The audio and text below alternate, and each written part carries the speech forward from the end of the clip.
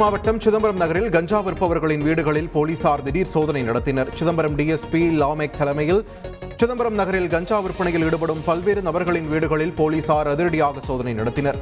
இந்த அதிரடி சோதனையில் எந்த இடத்திலும் கஞ்சா உள்ளிட்ட பொருட்கள் எதுவும் கைப்பற்றப்படவில்லை.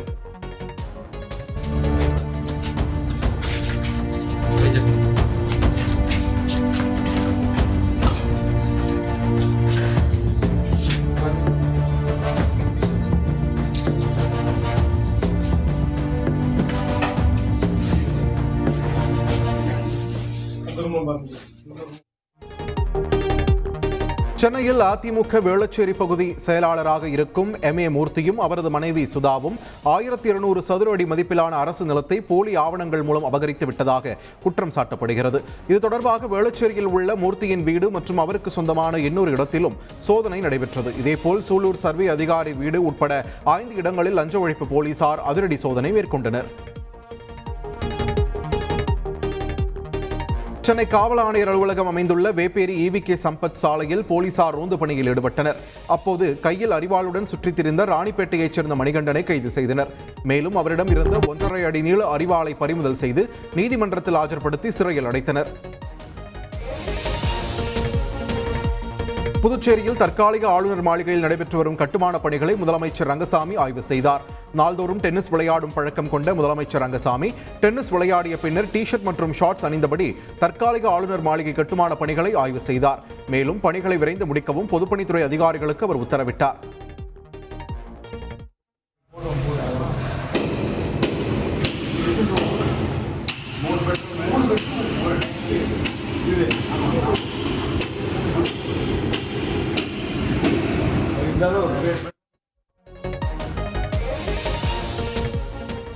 புதுச்சேரி முதலமைச்சரும் சபாநாயகரும் மின்துறையை தனியாரிடம் ஒப்படைக்க மாட்டோம் என கூறியுள்ளதாகவும் புதுச்சேரி மின்துறை அமைச்சரான நமச்சிவாயம் எவ்வித எதிர்ப்பும் காட்டாமல் மின்துறையை தனியார்மயமாக்க முனைப்பு காட்டுவதாகவும் புதுச்சேரி மாநில காங்கிரஸ் தலைவர் வைத்திலிங்கம் குற்றம் சாட்டியுள்ளார். மேலும் புதுச்சேரிக்கு வரும் மத்திய நிதியமைச்சர் நிர்மலா சீதாராமனை சந்தித்து மின்துறையை தனியாரிடம் ஒப்படைக்க மாட்டோம் என்ற வாக்குறுதியை அளிக்க முதலமைச்சர் ரங்கசாமி அழுத்தம் தர வேண்டும் என்றும் வைத்திலிங்கம் கேட்டுக் கொண்டுள்ளார். உரிய சாலை வசதிகள் செய்து தருவது குறித்து களக்காடு முண்டந்துறை வன பாதுகாப்பு அதிகாரி தரப்பில் பதில் மனு தாக்கல் செய்ய மெட்ராஸ் உயர்நீதிமன்ற மதுரை அமர்வு உத்தரவிட்டுள்ளது. திருநெல்வேலி மாவட்டம் களக்காடு முண்டந்துறை வனப்பகுதியில் உள்ள அகஸ்தியர் அருவி, தலையணை அருவி செல்லும் சாலையை சீரமைக்க உத்தரவிடக் கோரி மெட்ராஸ் உயர்நீதிமன்ற மதுரை அமர்வில் வழக்கு தொடரப்பட்டது.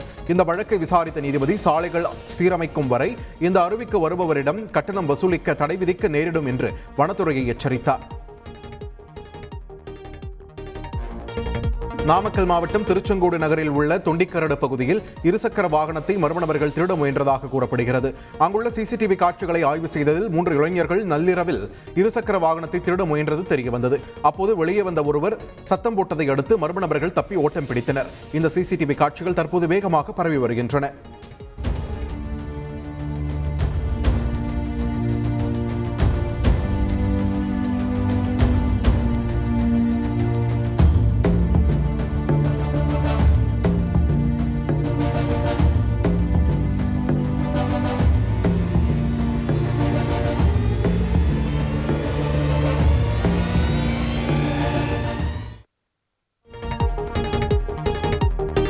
தருமபுரியில் உள்ள பிடமனேரி பெருமாள் கோவில் தெருவில் உள்ள வீட்டில் சாரைப்பாம்பு ஒன்று புகுந்துள்ளது.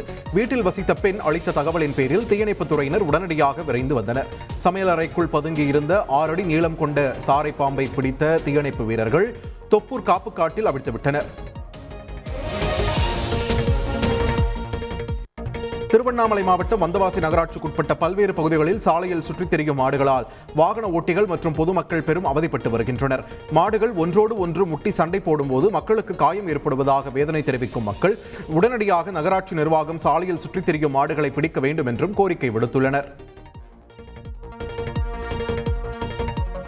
தூத்துக்குடி மாவட்ட துப்பாக்கிச் சுடும் கழகம் சார்பில் புதிதாக கட்டப்பட்டுள்ள துப்பாக்கிச் சுடும் தளத்தை மாவட்ட காவல் கண்காணிப்பாளர் ஆல்பர்ட் ஜான் திறந்து வைத்தார். ஒலிம்பிக் உள்ளிட்ட பல்வேறு போட்டிகளில் பதக்கங்களை வெல்லும் வகையில் இளம் துப்பாக்கி சுடும் வீரர்களை உருவாக்க வேண்டும் என்று அவர் கேட்டுக்கொண்டார். நிகழ்ச்சியில் மாவட்ட துப்பாக்கிச் சுடும் கழக தலைவர் ஜெகதீஷ் ராஜா, மாநகராட்சி மேயர் ஜெகன் பெரியசாமி உள்ளிட்ட பலர் கலந்து கொண்டனர்.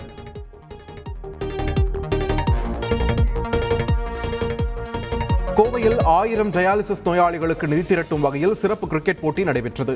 இதில் தமிழ்நாடு, பாண்டிச்சேரியைச் சேர்ந்த 12 அணிகள் பங்கேற்றன. 8 ஓவர்களாக நடைபெற்ற இந்த கிரிக்கெட் போட்டியில் வெற்றி பெற்ற அணிகளுக்கு கோப்பைகள் மற்றும் சான்றிதழ்களுடன் ரொக்க பரிசுகளும் வழங்கப்பட்டன. திண்டுக்கல் மாவட்டம் நத்தம் சங்கிலியங்கொடையில் உள்ள தண்ணீர் இல்லாத விவசாய கிணறு ஒன்றில் கரந்தமலை பகுதியிலிருந்து வந்த 4 பெரிய காட்டு மாடுகளும் ஒரு கன்றும் தவறி விழுந்தன. இதுகுறித்து தகவல் அறிந்து சம்பவ இடத்திற்கு வந்த வனத்துறையினரும் நத்தம் தீயணைப்பு துறையினரும் 2 மணி நேரத்திற்கும் மேலாக போராடி கிணற்றின் பக்கவாட்டில் ஜேசிபி இயந்திரம் மூலம் பாதை அமைத்து 5 காட்டு மாடுகளையும் மீட்டனர். சென்னை தாம்பரம் அசோக் நகர் மேற்கு தெருவில் உள்ள குடிநீர் தொட்டியை நேற்று நள்ளிரவு மர்ம நபர் ஒருவர் சேதப்படுத்தியுள்ளார். இதை பற்றிய சிசிடிவி காட்சிகள் வெளியாகி பரபரப்பை ஏற்படுத்தியுள்ளது.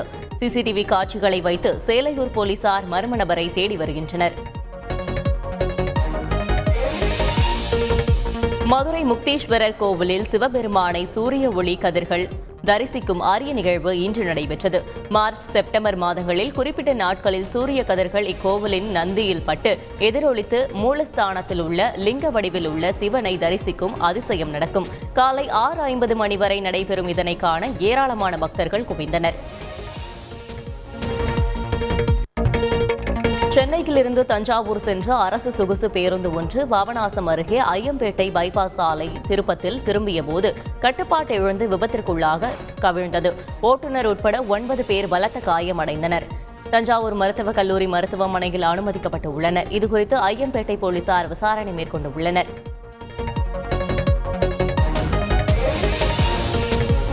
திருப்பத்தூர் மாவட்டம் நாற்றம்பள்ளியை சேர்ந்த பிரதீப் குமார் என்பவர் அந்த பகுதி இளைஞர்களிடம் நியூசிலாந்து நாட்டு துறைமுகத்தில் வேலை வாங்கி தருவதாக கூறி போலியான ஆவணங்களை காண்பித்து 2,71,00,000 ரூபாய் பெற்று ஏமாற்றிவிட்டு தலைமறைவானார். இவரிடம் ஏமாந்த 44 பேர் திம்மாம்பேட்டை காவல் நிலையத்தில் புகார் அளித்தனர். பிரதீப் குமாரை கைது செய்த போலீசார் மேலும் 2 தேடி வருகின்றனர்.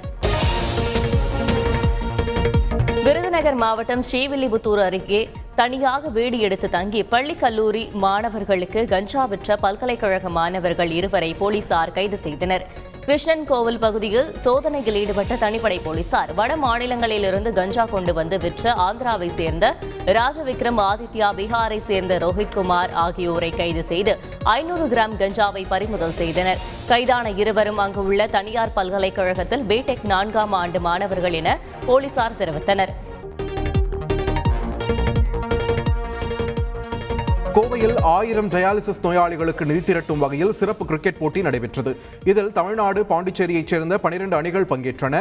8 ஓவர்களாக நடைபெற்ற இந்த கிரிக்கெட் போட்டியில் வெற்றி பெற்ற அணிகளுக்கு கோப்பைகள் மற்றும் சான்றிதழ்களுடன் ரொக்க பரிசுகளும் வழங்கப்பட்டன.